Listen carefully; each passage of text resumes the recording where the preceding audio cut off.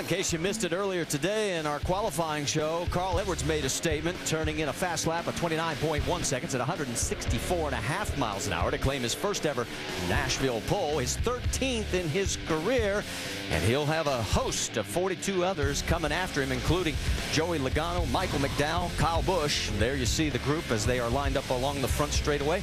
You'll get the full field across the top of your screen, and you'll be able to find out exactly where your favorite driver is located. And there's Justin Allgaier, as he is going to be our in-race reporter. Let's get a chance to talk to him, Rusty. Justin Allgaier, Rusty Wallace, ESPN, you got us. He got you loud and clear. Justin, you know, there's been 7 nationwide drivers here that have won their first race. Hey, do you have a good enough car that this could be your day?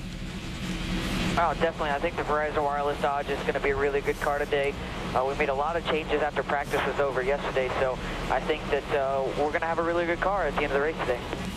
All right, we've got an ESPN.com mailbag question for you, Justin. It comes from Don in Battle Creek, Michigan. The question is, how do you gain respect from other drivers this early in your nationwide career? I think the biggest thing that I've had to do over my career was, you know, just try to make sure that I raced everybody like I wanted to be raced, make sure I raced them clean. And I think that if you do that each and every week, that the other drivers, whether they're Cup regulars or nationwide regulars, will really respect that. All right, buddy, you have a great race. Now, Andy's going to talk to your crew chief, Chad Water. Guys, have a great day, and wanted to say that our thoughts and prayers are with all the tornado victims here around the area and also everybody overseas. Hey, Chad, Andy Petrie in the booth. Have you got us? Yeah, 10-4, Andy. Loud and clear. Hey, Chad, you guys were pretty impressive in that garage yesterday, making a lot of changes to that race car. And you got something out of it. You got a top 10 starting spot. But exactly how do you expect this racetrack to change today, and how are you going to adjust for it? Yeah, you're absolutely right. These guys in the Penske Racing Verizon Wireless Dodge worked their tails off and got a lot of adjustments in. The racetrack, typically when you start to lay some rubber down on a fresh racetrack like it is now, it just gets a little more slick. You need to look for some grip. So usually tire pressure is a real key item here, and it'll probably tighten up as the race goes on. And that's usually an air pressure thing as well, and having a good driver that goes out and finds some grip. Hey, Chad, you're talking about tires, and they're going to have a competition caution in 30 laps. Is that because of tire wear with the green racetrack?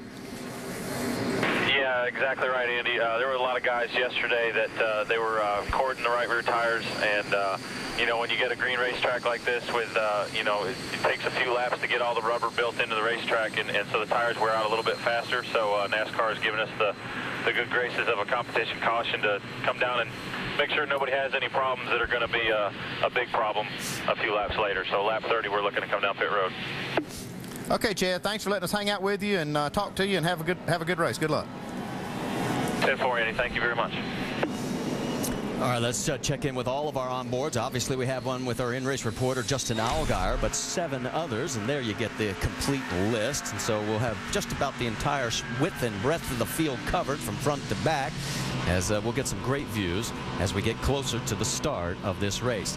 How about over-the-wall reporter? 6th year he's been climbing over the wall with one of our HD cameras strapped to his helmet. John Reese, the jackman on Jason Keller's number 27. John, you look like you're ready to go down there.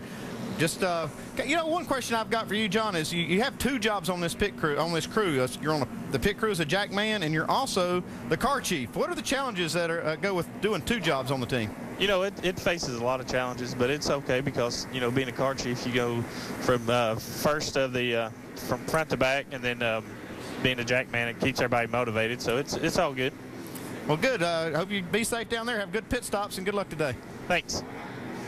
All right, let's get our final report from pit lane before we go green. Shannon Spake, you're up. Well, Marty, nationwide only driver Ricky Stenhouse Jr. for Roush Fenway making his debut here today. And as if that wasn't pressure enough, after qualifying 5th, he now has to go to the back of the field. Let me show you why.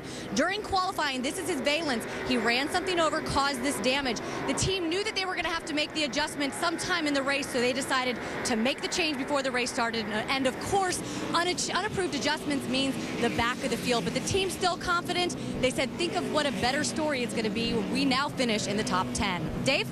Shannon, the 100th Nationwide Series win for Jack Roush is available, and Stenhouse could be a rookie who gets that for him today. Two other drivers, including Carl Edwards and David Reagan, also have an opportunity to give Jack number 100. Now, Reagan says he'd like to do it because of all the drivers that have come before him in this series. Martin, Burton, Biffle, Edwards, and Kenson. That's a big list. He wants to be on it, and he wants number 100. Jamie?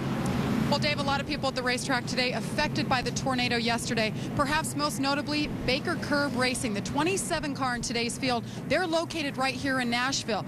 Now, Butch Waugh right here, he actually lives in Murfreesboro. That's the area most hard hit by the tornado yesterday. We want to report his house, family are okay, but on his behalf, the team's behalf, they have said that if they win today's race, they will donate the Dash for Cash $25,000 to the American Red Cross. Marty? And that's a great gesture on their part.